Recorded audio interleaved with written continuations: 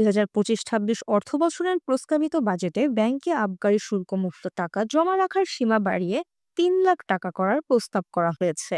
বর্তমানে ব্যাংকে বছরে একবার 1 লাখ টাকার বেশি জমা হলেই 150 টাকা আবগারি শুল্ক দিতে হয়। সোমবার 2 জুন বাংলাদেশ টেলিভিশনে 2025-26 অর্থবছরের বাজেট বক্তৃতায় ব্যাংকে আমানতের পরিমাণ 3 লাখ টাকা পর্যন্ত আবগারি শুল্কে ছাড় দেওয়ার প্রস্তাব করেছেন অর্থ উপদেষ্টা। এর অর্থ হলো, আমানত 3 লাখ টাকা অতিক্রম করলেই কেবল আবগারি শুল্ক দিতে হবে।